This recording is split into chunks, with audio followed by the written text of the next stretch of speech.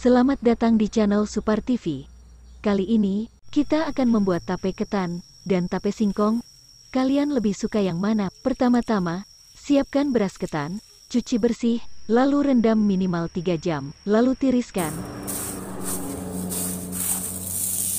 Siapkan daun katuk yang telah dijemur hingga kering di bawah sinar matahari, haluskan dengan blender, lalu diayak hingga halus.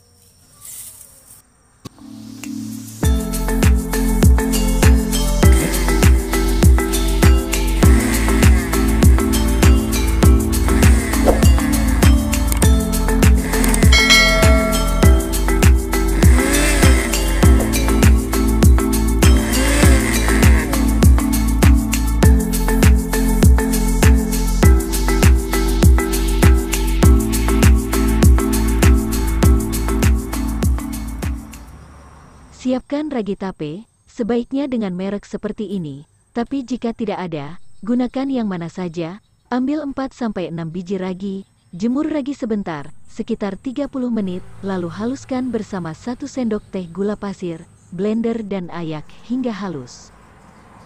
Warnai beras ketan yang sudah ditiriskan tadi, dengan pewarna hijau. Jika ingin pewarna alami bisa menggunakan air daun katuk, aduk hingga semua warna tercampur merata.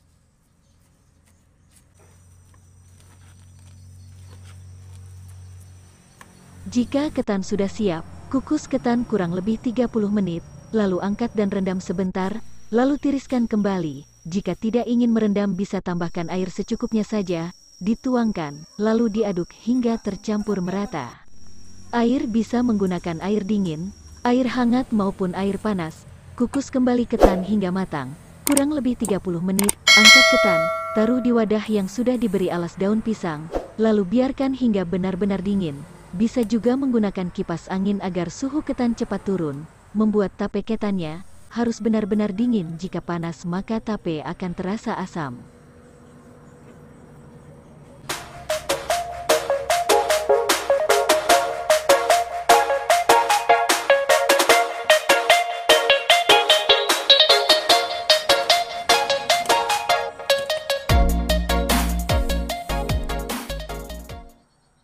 Taburi ketan dengan daun katuk kering yang sudah dihaluskan tadi, aduk hingga tercampur merata. Daun katuk kering bisa juga ditambahkan sebelum pengukusan kedua. Fungsi daun katuk adalah untuk menimbulkan aroma manis khas tape ketan Banjarmasin. Di Kalimantan daun katuk disebut daun cangkuk manis, karena memang memiliki aroma manis yang sangat khas. Setelah ketan benar-benar dingin, maka ketan siap ditaburi ragi. Proses peragian, sebaiknya kita menggunakan masker dan plastik karena tape sangat rentan berubah rasa. Zaman dulu banyak pantangan dalam membuat tape. Orang-orang tua bilang jangan ngomong, jangan berpikiran buruk, jangan pas haid, dan banyak lagi pantangan lainnya. Tapi kalau jangan ngomong sepertinya benar, karena jika air liur kita yang penuh kuman kena ragi maka akan mengganggu proses fermentasi. Sebaiknya gunakan alat dan bahan yang steril supaya hasil tapenya nanti manis dan tidak asam. Taburi ketan dengan ragi hingga semua permukaannya kena ragi, bolak-balik agar ragi tercampur merata.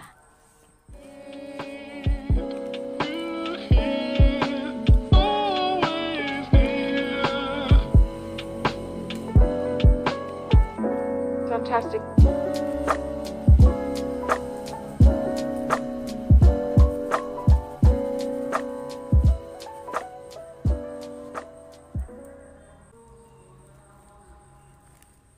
Siapkan sedikit air, lalu campurkan dengan sedikit ragi, untuk membasahi tangan, supaya ketan lebih mudah dibentuk. Bentuk ketan menjadi bulat-bulat seperti bakso, lakukan hingga ketan habis. Masukkan dalam daun pisang sekitar 10 buah ketan, bisa juga disusun di dalam toples saja, tidak digiling pun bisa saja, tapi khas Kalimantan tapenya bulat seperti bakso.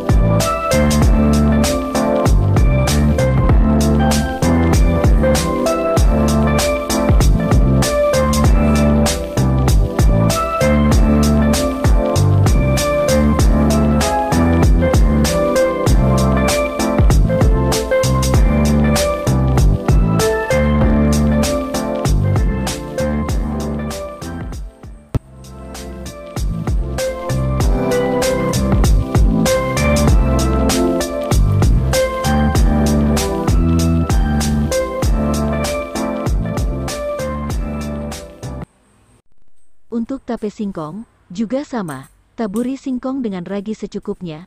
Pastikan singkong sudah direbus dan sudah dingin. Bungkus juga singkong dengan daun pisang lalu simpan di dalam panci atau wadah tertutup lainnya. Simpan selama 2-3 hari maka ketan dan singkong rebus akan menjadi tape dan siap dinikmati. Selain dinikmati secara langsung, tape ketan dan tape singkong bisa diolah menjadi berbagai macam kue yang enak, misalnya saja kue bingka tape ketan khas Banjarmasin, agar busa tape ketan, bolu tape ketan, kreker goreng fla tape singkong, apam tape singkong, bolu tape singkong dan masih banyak lagi menu enak lainnya juga bisa dijadikan sajian minuman, seperti es campur tape singkong dan es tape ketan. Tape atau tapai dalam bahasa Kalimantan sangat disukai dan selalu menjadi menu khas saat Lebaran.